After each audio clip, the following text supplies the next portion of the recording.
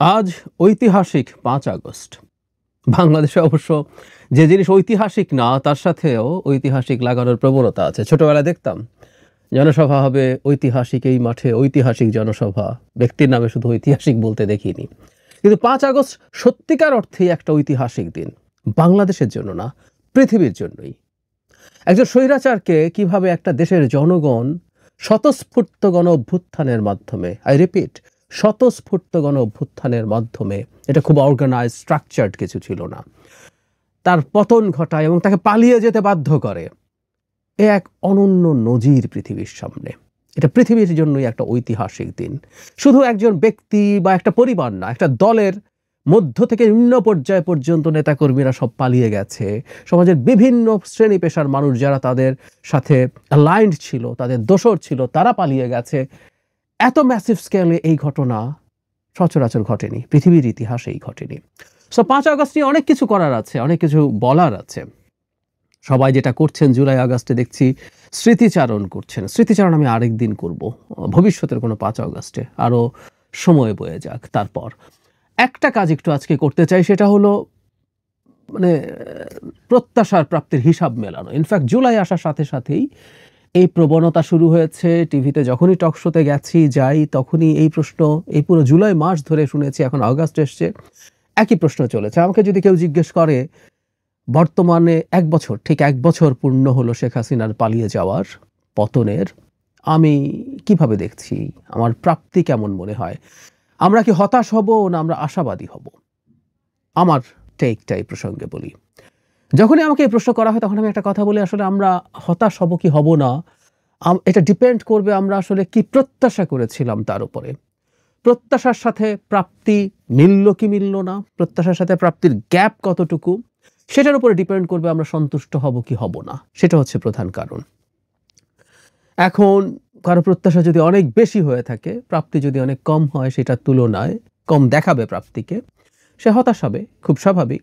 এই প্রত্যাশাটা খুবই সাবজেক্টিভ। এক একজন এক এক রকমভাবে এক এক জিনিস চেয়েছেন। কেউ স্বতঃস্ফূর্তভাবে চেয়েছেন, কেউ তার ধান্দাবাজির কারণে এক ধরনের খোয়াব দেখেছেন। সব কিছুই এই ধরনের পরিস্থিতি আসলে তৈরি করছে। এখন কি কি চেয়েছি আমরা, কি কি পাইনি, সেই আলাপটা আগে করি। একটা কথা শুরুতে বলে নেওয়া ভালো, সম্ভবত আমরা কেউই শতভাগ সন্তুষ্ট নই বাংলাদেশ যেই জায়গায় ১ বছর পরে এসে দাঁড়িয়েছে। এটা নিয়ে সম্ভবত কোনো দ্বিমত নেই।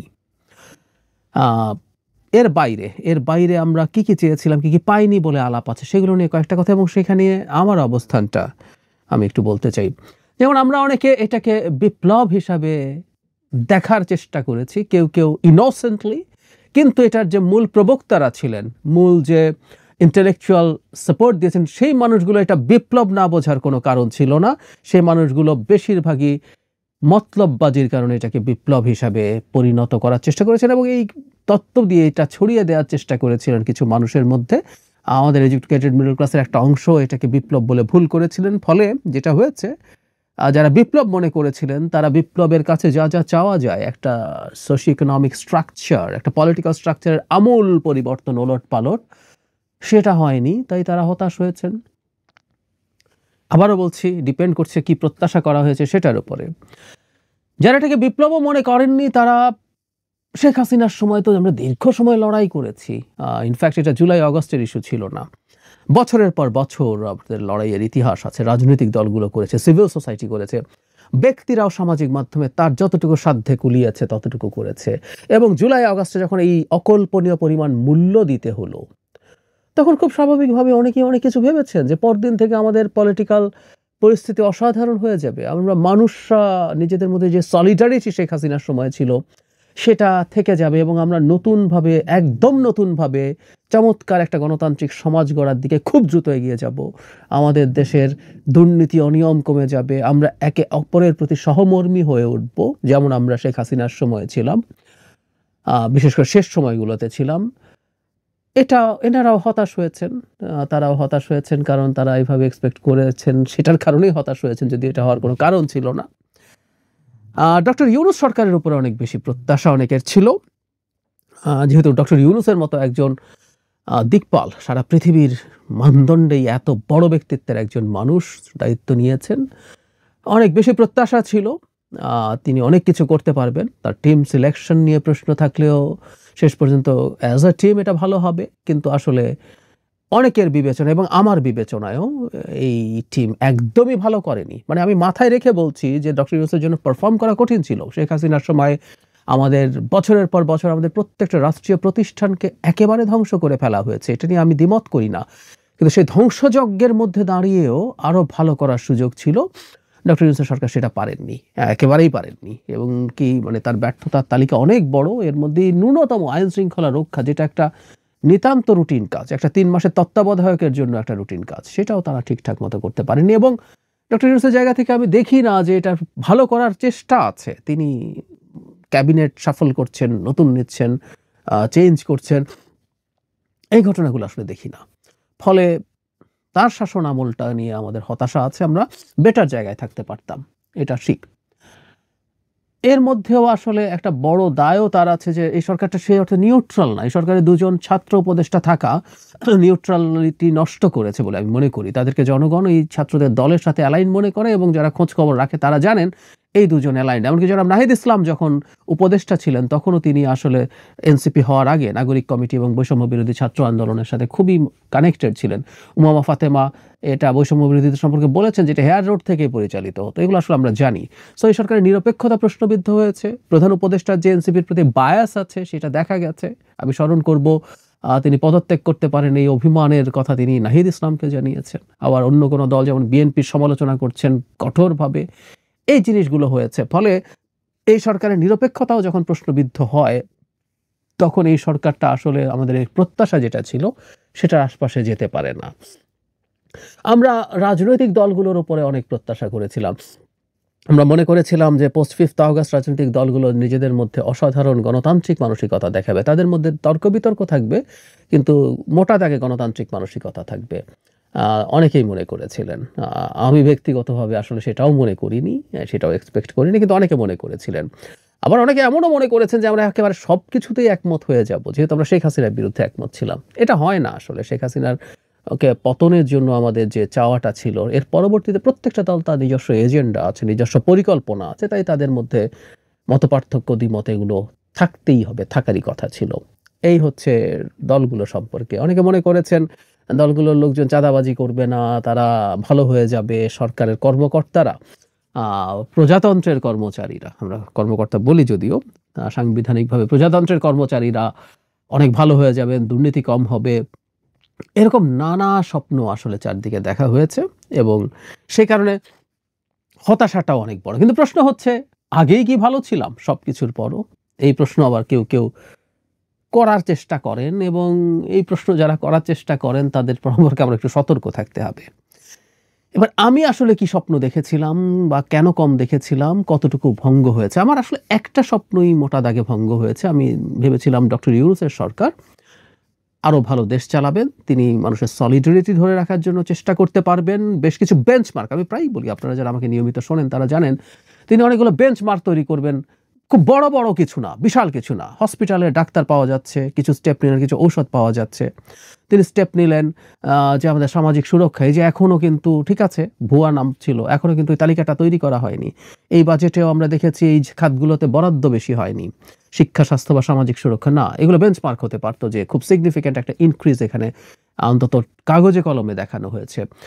প্রশাসনের দুর্নীতির একটা বড় অংশ তিনি কমিয়ে আনতে পারবেন, সেটা আমরা দেখতে চেয়েছিলাম। না, সেটা হয়নি, সেটা হয়নি। বরং আমরা এটা বলবো তার প্রশ্রয়ে ছাত্রদের একটা বড় অংশ এই প্রশাসনের নানান রকম দুর্নীতিতে, তদবিরে জড়িয়ে পড়েছে। তো এইগুলোর জায়গায় হতাশা আছে। তিনি মানে দুর্নীতি বা সুশাসন নিশ্চিত করার জন্য যেখানে যেখানে চাঁদাবাজির অভিযোগ বিএনপির বিরুদ্ধে করা হয়, ট্রুলি বিএনপির গ্রাসরুটের অনেকেই এর সাথে জড়িত হয়ে গেছে।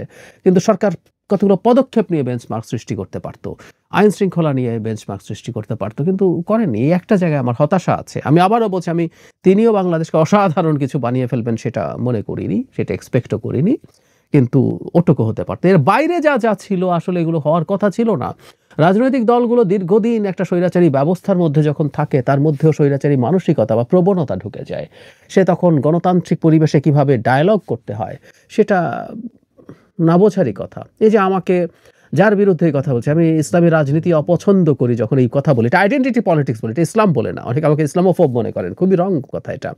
বিজেপির বিরুদ্ধে আবার কি পরিমাণ বক্তব্য আছে যে কেউ দেখতে পারেন, কারণ ওইটাও একটা আইডেন্টিটি পলিটিক্স। আমি বাঙালি জাতীয়তাবাদও যে একটা আইডেন্টিটি পলিটিক্স এবং পরিত্যাজ্য, সেটা নিয়েও লিখেছি, কথা বলেছি।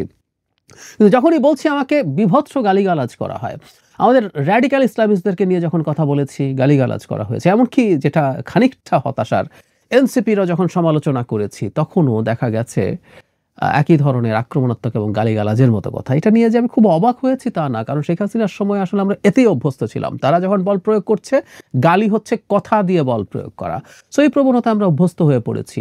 আমরা এখন পরস্পরের বিরুদ্ধে সেটা ব্যবহার করছি। এটা একটা গণতান্ত্রিক ব্যবস্থায় ধীরে ধীরে ঠিক হবে বলে আমি আশা করি। সুতরাং এটা নিয়েও আসলে খুব বেশি হতাশ হওয়ার বা মাথা ঘামানোর কিছু নেই। জরুরি কথাটা হচ্ছে আমরা এমন একটা জায়গায় যেন চলে না যাই যে আমরা পরস্পরের শত্রুতে পরিণত হই এবং যে কোনো মূল্যে একজনের চাওয়াকে আমরা হ্যাম্পার করার চেষ্টা করি। যে যেমন আমরা নির্বাচন নিয়ে নানান আলাপ করছি, এক এক দল এক একভাবে ভাবছে, সেই আলাপটা তারা করতেই পারেন নির্বাচনের জন্য বেশি সময় কম সময় পাওয়া নিয়ে। কিন্তু কেউ যদি মনে করেন যে নির্বাচনটাই হতে দেব না, সেটা একটা খুবই খারাপ ব্যাপার হয়ে দাঁড়াবে, সেটা একটা বিভৎস ব্যাপার হয়ে যাবে। ওটা একটা রেড লাইন, ওটা আমাদের ফলো করতে হবে। আমরা আমাদের তরুণরা পোস্ট 5th অগস্ট যা হয়েছেন, যা করেছেন, সেটা নিয়ে অনেকে হতাশ বোধ করছে যে এই তরুণরা প্রাণ হাতে নিয়ে বুলেটের সামনে দাঁড়িয়েছিল, কিন্তু 5 আগস্টের পর থেকে তাদের অনেকেই নানান অনিয়ম, দুর্নীতি, অন্যায়ের সাথে জড়িয়ে গেছেন। আমরা এই আলাপ করেছি, এটার জন্য প্রধান উপদেষ্টার একটা বড় দায় আছে। তিনি তাদেরকে ক্ষমতার কাছে ফর্মালি ক্ষমতায় নিয়েছেন, দুজনকে প্রথম, তারপর 3 জনকে উপদেষ্টা বানিয়েছেন, মন্ত্রণালয়গুলোতে ছাত্র প্রতিনিধি রাখার ব্যবস্থা করেছেন, আর ইনফর্মালিও বাইরে থেকে প্রচুর তদবিরবাজি, টেন্ডারবাজি তারা করে গেছেন। আমরা জানি, জেনেই বলছি। কিন্তু এটা হতাশ হওয়ারও কিছু নাই। এই কথাগুলো আমি খুব খোলামেলা বলেছি, অনেকের কাছে খারাপ লাগে, বিস্তারিত ভিডিও করেছি। যে তরুণরা বিসিএস চাকরি করতে চেয়েছিলেন, বিসিএস যারা চাকরি করতে যান, প্রধান অংশ করাপশন, আমি সবাইকে বলছি না। সো এই তরুণরাও যারা এই চাকরি করতে যেতেন, তাদের একটা বিরাট অংশ এই দুর্নীতির সাথে জড়াতেন, রেন্ট সেকিং করতেন। তো তারা এখন রেন্ট সেকিং যদি সুযোগ পান, এখন করবেন না কেন? এটাও খুবই প্রত্যাশিত। এই সমাজে, এই পচে যাওয়া সমাজে, যেখানে এখন দুর্নীতি নিয়ে কোনো রকম কোনো প্রশ্ন নাই, কেউ একজন দুর্নীতি করে বাড়ি গাড়ি মুহূর্তে যদি করে ফেলেন, এই সোসাইটিতে কেউ প্রশ্ন করে না। বরং আমরা ওই জায়গায় যেতে না পারা জনিত হতাশা বোধ করি। পরিবারগুলো চায় তাদের সন্তান ওই জায়গাটায় যেতে পারুক, যাতে সে রাতারাতি এসব করতে পারে। এগুলো তো আমাদের সামনে আসলে খুবই ক্লিয়ার। সো এই সমাজ থেকে রাতারাতি সব পরিবর্তন হয়ে যাবে, এটা মনে করারও আসলে কোনো কারণ নেই, আমি মনে করি না। সো যা যা হচ্ছে এগুলো বাবারও বলছে সবই প্রত্যাশিত। কিন্তু আসার জায়গা যেটা, আমি 5 তারিখে দাঁড়িয়ে বলছি, মানে শেখ হাসিনার মতো একজন ইতর অসভ্য মানুষকে আমরা পদচ্যুত করতে পেরেছি এবং তাকে পালিয়ে যেতে বাধ্য করতে পেরেছি, যিনি এই 2-3 দিন আগেও বলছিলেন মুজিবের মেয়ে নাকি পালায় না, শেখ হাসিনা নাকি পালায় না। এটা আমরা করতে পেরেছি। এর চেয়ে বড় অর্জন, এই একটা অর্জনের ওজন আমি মনে করি বাকি সব অর্জনের চাইতে বেশি, মানে বাকি সব হতাশার চাইতে বেশি। হতাশাকে এক পাল্লায় যদি আমরা তুলে দেই, কেন এটাকে আমি এত বড় করে দেখি? মানে আমরা আমাদের দেশটাকে কেমনভাবে গড়তে চাই, আমরা সেটা নিয়ে তর্ক বিতর্ক করছি, আমরা সংবিধান সংস্কার নিয়ে আলাপ করছি, আমরা আইন সংশোধন নিয়ে আলাপ করছি, নানা রকম আলাপ আলোচনা আমরা করছি। মানে আমরা আমাদের আইডেন্টিটি নিয়ে আলাপ করছি, আমাদের এখানে ইডিওলজিক্যাল ডিবেট হচ্ছে, এগুলো বাড়াবাড়ি হচ্ছে, কোনো সন্দেহ নাই, কিন্তু হচ্ছে। এই যে হচ্ছে, আমরা একে অপরকে নাকচ করছি, একে অপরকে গালি দিচ্ছি, কতল করার, খুন করে ফেলার কথা বলছি, নানান কিছুও বলছি, এগুলো কোনোটাই গণতান্ত্রিক ইস্যু না। কিন্তু এই যে আমরা আলাপ আলোচনার মধ্যে ঢুকলাম, এটার প্রধান কারণ আমরা শেখ হাসিনাকে সরাতে পেরেছি। মানে শেখ হাসিনা যতদিন ছিলেন, তিনি কত সাল পর্যন্ত থাকবেন, আমরা এটা নিয়ে অনেকে কনফিউজড হয়ে গিয়েছিলাম। 2041-42 বলতেন সবাই, দেখা যেত তাও নাও হতে পারতো। ফলে রাষ্ট্র নিয়ে আমাদের যাবতীয় চিন্তা, আমাদের সমাজ নিয়ে যাবতীয় চিন্তা, আমাদের যাবতীয় যত পরিকল্পনা, কোনো কিছুই হতো না ওই ইতর নারী যদি আমাদের পদে, মানে আমাদের ব্যারিয়ার হিসাবে আমাদের পথের মধ্যে থাকতেন। তাকে আমরা পতন ঘটাতে পেরেছি। এই কারণে আমি বলি, এই একটা জিনিস আমাদের যাবতীয় হতাশাকে সরিয়ে ফেলার জন্য, হতাশাকে গুড়িয়ে দেওয়ার জন্য, সবার হতাশাকে ছাপিয়ে যাওয়ার জন্য যথেষ্টের বেশি এখন আমরা আমাদের স্টেট নিয়ে কাজ করতে পারছি, করব। তবে সেটা যাতে একটা নির্দিষ্ট পর্যায়ে থাকে। কারণ আমরা এটা স্মরণ রাখবো, পোস্ট 5th অগস্ট আমাদের যে পরিস্থিতি হয়েছে, আমরা এখনো খুব এক্সট্রিম পর্যায়ে চলে যাইনি, কিন্তু এই যে গণঅভ্যুত্থান সফল হওয়ার পর ইজিপ্টে কি হয়েছে আমাদের সেটা মনে রাখার প্রশ্ন আছে। সুতরাং একটা নির্বাচন হয়ে গেলেও যে সব শেষ হয়ে যাবে তা না, ওখানে একটা নির্বাচন হয়েছিল, কিন্তু তারপর কি পরিস্থিতি হয়েছে, সে কিভাবে সামরিক শাসন আসলো, মাথায় রাখতে হবে। বা তিউনিসিয়াতেও যেভাবে এক্সট্রিম পর্যায়ে চলে গিয়েছিল বাকবিতণ্ডা, সংকট, সংবিধানের আলোচনা, আমাদের এগুলোও স্মরণ রাখতে হবে। আমি যদি তুলনা করি, আমরা এখন ওই পর্যায়ে যাইনি, কিন্তু আমাদের এই প্রাথমিক কাজটা তো হয়ে গেল।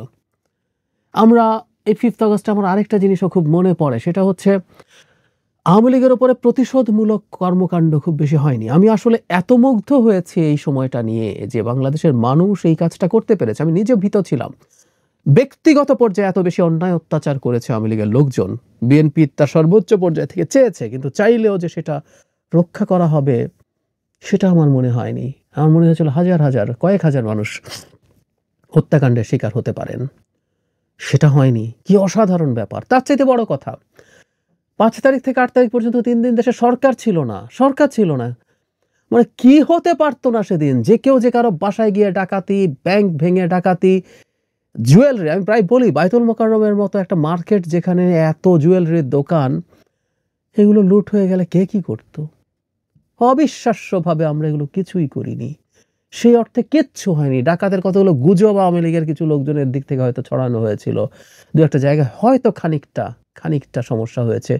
আমরা জাতি হিসেবে ওই সময়টায় কি অসাধারণ বিপদের দিনে আমরা খুব নীতি বা নৈতিকতাপূর্ণ জাতি মনে করি না আমি আসলে। আমরা দেখছি তো এখন আমরা কি অবস্থায় চলে গেছি। কিন্তু ওই সময়গুলোতে আমরা কি অবিশ্বাস্য নীতি নৈতিকতার মধ্যে ঢুকে গিয়েছিলাম। আমরা কিভাবে কি অবিশ্বাস্যভাবে পরস্পরের পাশে দাঁড়িয়েছিলাম। এক অকল্পনীয় স্মৃতি। সুতরাং 5 আগস্ট 1 বছর পরে দাঁড়িয়ে আমি মোটেও হতাশ নই। শেখ হাসিনাকে আমরা ঝেঁটিয়ে বিদায় করিয়েছি, খেয়ে দিয়েছি। বাকি কাজ আমরা পারবো। আমাদের একটু ধৈর্য ধরতে হবে, এবং এই ধৈর্যটা আমরা যাতে ঠিকঠাক মতো ধরতে পারি। আমরা এখন পর্যন্ত একটা গণতান্ত্রিক উত্তরণের পথে এগিয়ে যাচ্ছি, একটা নির্বাচনের দিকে এগিয়ে যাচ্ছি। নানা রকম গুজব নানানজন ছড়ানোর চেষ্টা করবে। সেই নির্বাচনটা হয়, এবং নির্বাচনের পরে যে সরকারটা হবে তার সমালোচনা হবে, তার বিরুদ্ধে আন্দোলন হবে, কিন্তু সেই সরকারটা একটা নির্বাচিত সরকার এবং তার 5 বছর থাকার অধিকার আছে। যে কোনো নির্বাচিত সরকারের, গ্রহণযোগ্য নির্বাচনের দ্বারা নির্বাচিত সরকারের 5 বছর ক্ষমতায় থাকার অধিকার আছে।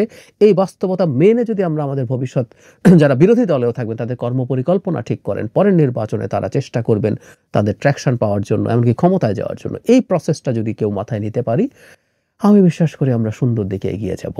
সো আমি যেহেতু অনেক বেশি প্রত্যাশা করিনি, অনেক বেশি স্বপ্ন দেখিনি, এই যে এটা হয়ে যাবে সেটা হয়ে যাবে, এত কিছু যেহেতু ভাবিনি, শুধুমাত্র ডক্টর ইউনূসের ক্ষেত্রে প্রত্যাশার খানিকটা খটকা আছে, সেটা মেলেনি। এর বাইরে আসলে আর যা হচ্ছে এগুলো আমার কাছে খুবই প্রত্যাশিত বিষয় বলে মনে হয়। অর্থাৎ আমি প্রত্যাশাই যেহেতু করিনি, আমার প্রত্যাশা পূরণ না হওয়া জনিত মন খারাপ বা খারাপ লাগা অনেক কম। 5 আগস্টের পর থেকে বহু বক্তৃতায় অনেক প্রোগ্রাম হতো, আমি আশাকে নিচে নামিয়ে রাখতে বলছিলাম, প্রত্যাশাকে নিচে নামিয়ে রাখতে বলেছিলাম। কারণ আমরা, এটা আমাদেরকে হতাশ করবে। তখন আমাদের অর্জনগুলো আমরা আসলে দেখতে পাবো না। আমাদের একটা অর্জন, শেখ হাসিনারকে এটা করতে পারা, এই জিনিসটার মাথায় রাখি, এই অর্জনটাকে মাথায় রাখি, এবং শেখ হাসিনাকে কেন আমরা সরাতে চেয়েছিলাম সেটা যদি মাথায় রাখি, আমরা বাকি কাজ আসলে ঠিকঠাক করতে পারবো বলে আমি সিরিয়াসলি বিশ্বাস করি। আমরা আমার কথাগুলো শুনছিলাম আসলে বিগত 16 বছরে পালিয়ে যাওয়া প্রিভিয়াস গভর্নমেন্ট এবং পরবর্তী সময়ে ডক্টর মোহাম্মদ ইউনূস ক্ষমতা পাওয়ার পরবর্তী যে বিষয়গুলো নিয়ে জনগণ তাদের কাছে আশা আকাঙ্ক্ষা ছিল সেটি কতটা প্রতিফলন হয়েছে, কিন্তু এটি অনেক ক্ষেত্রেই দৃশ্যমান। এবং বিভিন্ন ইস্যুকে কেন্দ্র করে ঘটে যাওয়া বিভিন্ন সামাজিক নিরাপত্তাহীনতা এবং মানুষ তার জীবনযাত্রা চলার ক্ষেত্রে যে ধরনের আপনার ভয় ভীতি ফিল করে, তো সেই জায়গা থেকে নিজেদের অবস্থান, প্রশাসনিক ভাবে নিজেদের অবস্থান চেঞ্জ করা এবং যে প্রবলেম গুলো আছে সেই প্রবলেম যেমন ডক্টর মোহাম্মদ ইউনূস তার জায়গা থেকে এবং জাতির ভবিষ্যতের জন্য কি বিষয়গুলো সামনে রেখে এগুলো জনসম্মুখে প্রকাশ করবেন বা এই জিনিসগুলো নিয়ে কাজ করবেন, ওই বিষয়গুলো অবশ্যই আমাদের জানা দরকার।